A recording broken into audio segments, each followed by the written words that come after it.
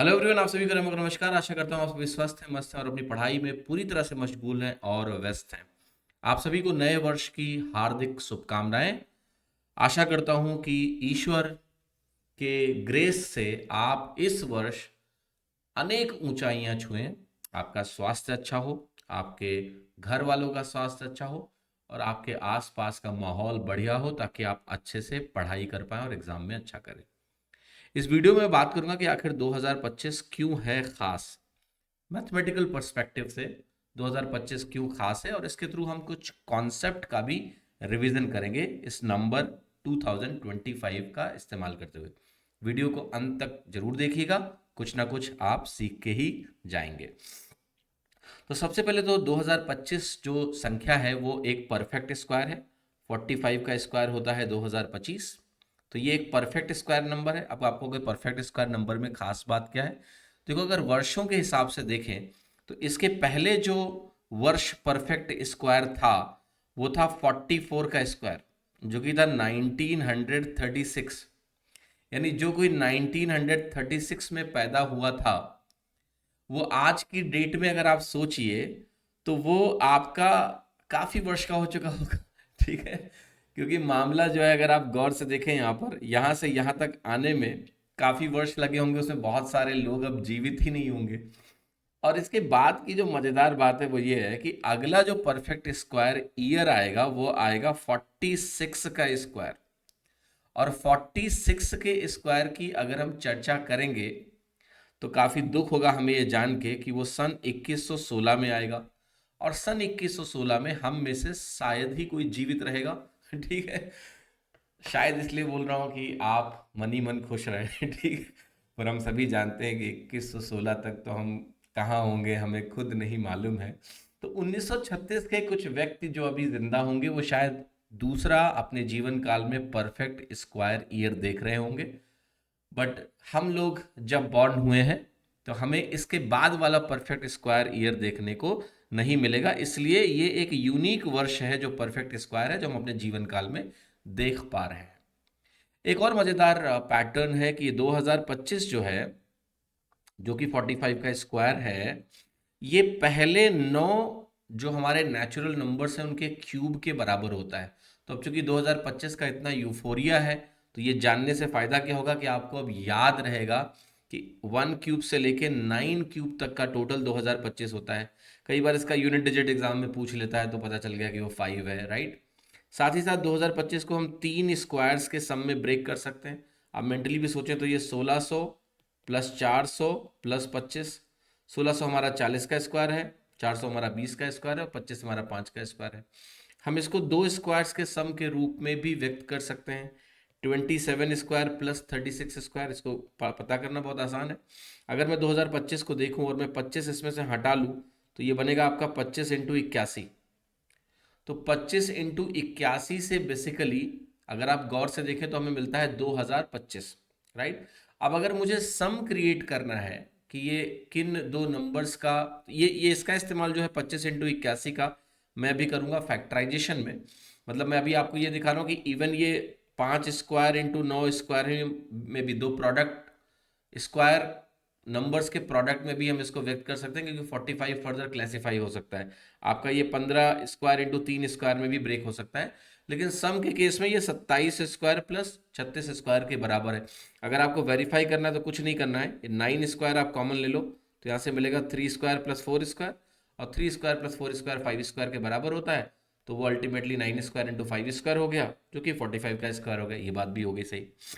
अब आगे आते हैं। अब यहाँ से कुछ जो फॉर्मूले हैं जो हमें रिवाइज करने चाहिए और उससे आपको कुछ और नई चीज़ें पता चलेंगी। कि पहले n नेचुरल नंबर्स का सम क्या होता है, n+1/2 होता है। ठीक है, तो अगर मैं पहले 9 नेचुरल नंबर्स का सम निकालूं, 9 का निकालूं, तो मुझे मिलेगा 9 इंटू 10/2, यानी ये 45 के बराबर हो जाएगा।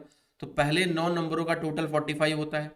मजेदार बात क्या होता है, जो क्यूब्स का फॉर्मूला होता है, फर्स्ट n नेचुरल नंबर्स के जो क्यूब के सम का फॉर्मूला होता है, sum of cubes of first n natural number, cube का जो फॉर्मूला होता है वो इसी का स्क्वायर होता है, इसी का स्क्वायर होता है, इसलिए ये 45 का स्क्वायर हो गया। तो 45 का स्क्वायर 2025 हो गया। लेकिन यहाँ से एक मजेदार पैटर्न और है। जो फर्स्ट n नेचुरल नंबर्स का आप क्यूब लेते हैं, यानी 1 से शुरू करके n तक, वो हमेशा एक परफेक्ट स्क्वायर होगा। यहां से आप देखो ध्यान से, ऑलवेज ए परफेक्ट स्क्वायर। जैसे आप एक पैटर्न देखें कि भाई मैं 1 क्यूब प्लस 2 क्यूब लिखूंगा, आपको पता है ये किसके बराबर आएगा? ये 9 के बराबर आएगा। 9 क्या है? 3 का स्क्वायर है।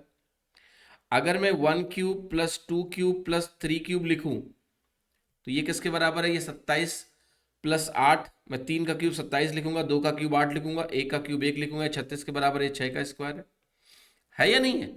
तो आप जब भी पहले n नेचुरल नंबर्स के क्यूब को लिख के सम करेंगे तो वो परफेक्ट स्क्वायर आएगा ही आएगा। आपके ट्रू फॉल्स में एक क्वेश्चन आ सकता है, क्वेश्चन ये आ सकता है कि sum of cubes of first n natural numbers is a perfect square, true है या फॉल्स है? तो आप कहोगे कि भाई ये ट्रू है हमारा क्वेश्चन, ठीक है, वो हमेशा एक परफेक्ट स्क्वायर ही होगा। अच्छा, पहले n नेचुरल नंबर्स का सम अगर हम स्क्वायर में निकालते, स्क्वायर्स का सम निकालते, तो वो n+1 2n+1/6 आता। ये भी निकाल लो, क्योंकि अब देखो 9 का आपको क्यूब का सम याद रहेगा 2025, 9 का नेचुरल नंबर्स का सम याद रहेगा 45, तो ये नहीं पता है, ये भी निकाल लेते हैं। तो हम कहेंगे ये बनेगा हमारा 9 इंटू 10 इंटू 18 1 19, 9 दूनी 18 1 19 बटे 6। अब ये 9 10 90 होता है, 6 से काटेंगे 15 बनेगा, तो 15 इंटू 19, 19 को मैं 20 माइनस 1 सोच सकता हूँ, तो 300 माइनस 15 ये वैल्यू 285 के बराबर आ गई। तो अब ये तीनों वैल्यूज ध्यान रखो यार, कि पहले n नेचुरल नंबर्स का सम 45 होगा, पहले n नेचुरल नंबर्स के स्क्वायर का सम 285 होगा, और पहले n नेचुरल नंबर्स के क्यूब का सम जो है 2025 होगा। ठीक है, समझे कि नहीं?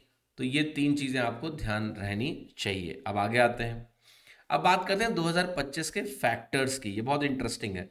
अच्छा, फैक्टर्स निकालने के लिए हमें क्या करना पड़ता है? हमें प्राइम फैक्टराइजेशन करना पड़ता है।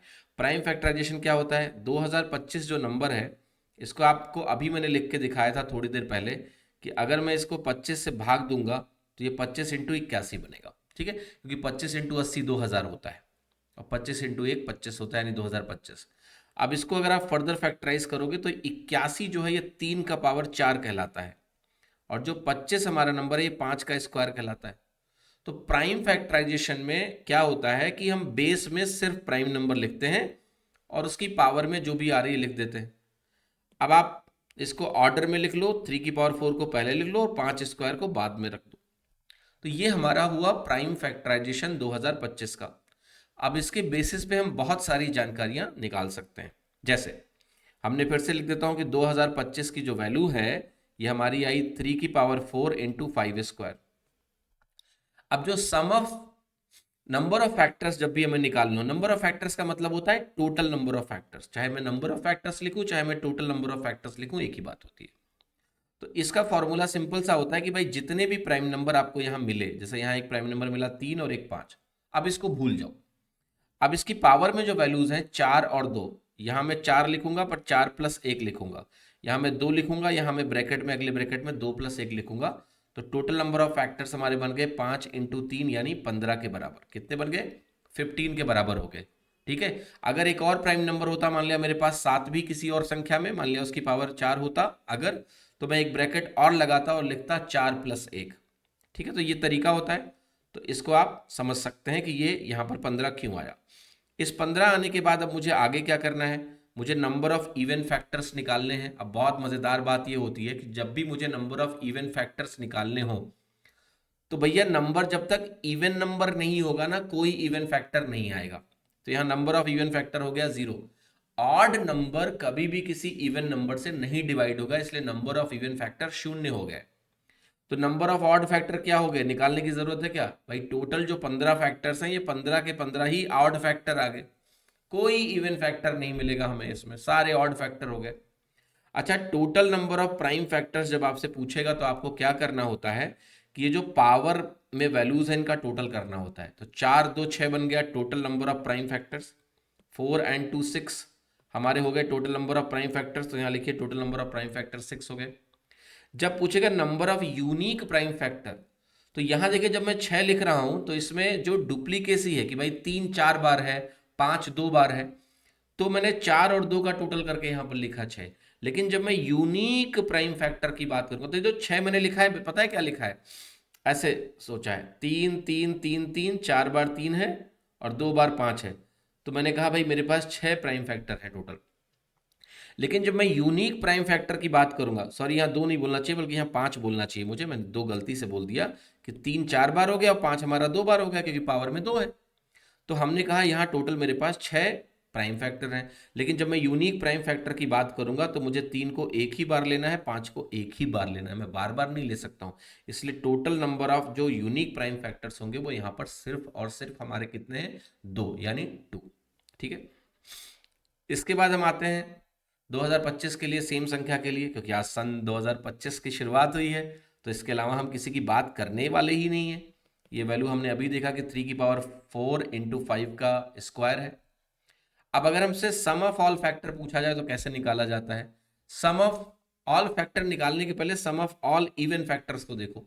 इवन फैक्टर है ही नहीं एक को, तो टोटल 0 होगा उसका।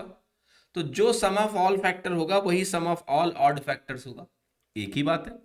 तो अब इसको लिखने का तरीका क्या होता है कि जितने प्राइम नंबर बेस में है, जैसे यहाँ 3 और 5 है, तो इनके लिए 2 ब्रैकेट्स बनाने होंगे।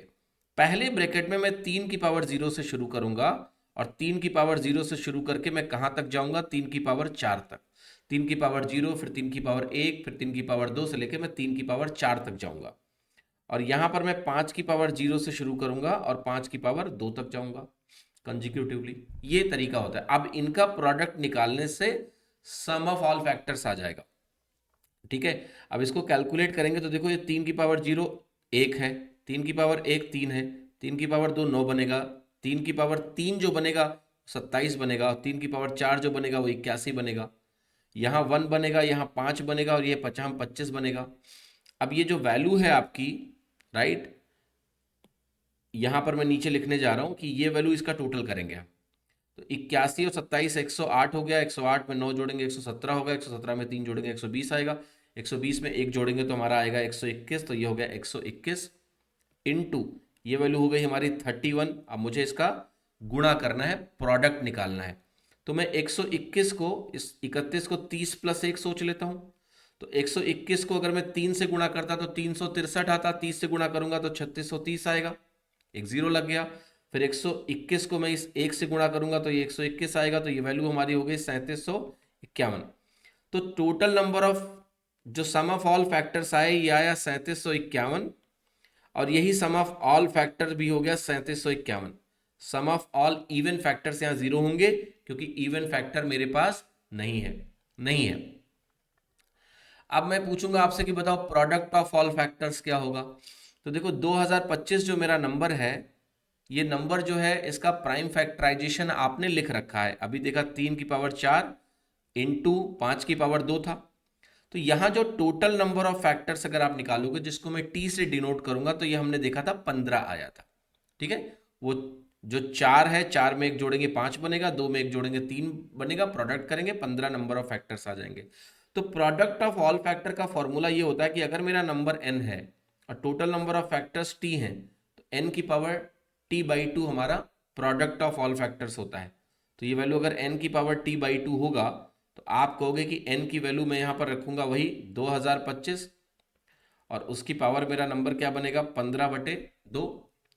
अब 2025 मुझे खुद पता है कि ये 45 स्क्वायर के बराबर है, तो 45 स्क्वायर की पावर 15/2 बनेगा। अब ये 2 और 2 कट जाते हैं तो ये वैल्यू हो गई 45 की पावर 15। अब इसको सॉल्व मत करना, 45 की पावर 15 बहुत बड़ा नंबर होगा, बस इसको 45 की पावर 15 लिखना है आपको। फिर एक बढ़िया सवाल आगे है कि sum of reciprocal of all factors क्या होगा।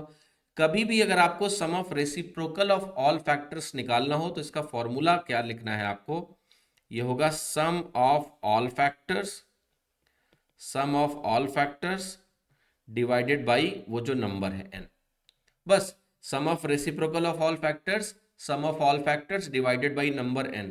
तो सम ऑफ ऑल फैक्टर्स हमने अभी देखा था 3751, अभी किया था, ये वैल्यू 3751 के बराबर है। तो 3751 बटे जो n है वो नंबर है, तो वो नंबर हमारा कितना है 2025। तो ये हमारा आंसर हो गया कि sum of reciprocal of all factors ये 3751 डिवाइडेड बाई 2025 के बराबर होगा। ठीक है, समझ में आया? अब देखिए, मैं आपसे अगर यही सवाल पूछता हूं वापस से कि नंबर ऑफ फैक्टर्स 2025 के क्या होंगे, तो आपको याद है भी कि ये भाई 15 होंगे, और आपने ए आंसर तुरंत लगा दिया, कोई दिक्कत नहीं है। लेकिन मैं आपको अब एक ऐसी बात बताने जा रहा हूं जिससे 2025 के जो नंबर ऑफ फैक्टर्स हैं वो आप बिना सॉल्व किए भी लगा सकते हो कि 15 होगा, ना कि 16, 18, 20 हो ही नहीं सकता। कैसे, इसको समझिएगा।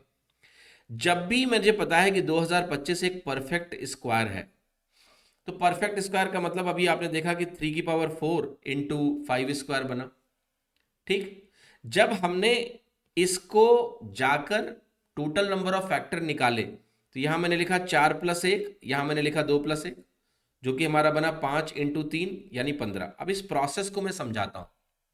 कोई भी नंबर अगर स्क्वायर नंबर है, परफेक्ट स्क्वायर है, तो जितने भी प्राइम नंबर आपको राइट साइड में मिलेंगे, जैसे 3 और 5 मिला यहां पर आपको, इसकी पावर में ये नंबर हमेशा इवन ही होंगे, ऑड हो ही नहीं सकते।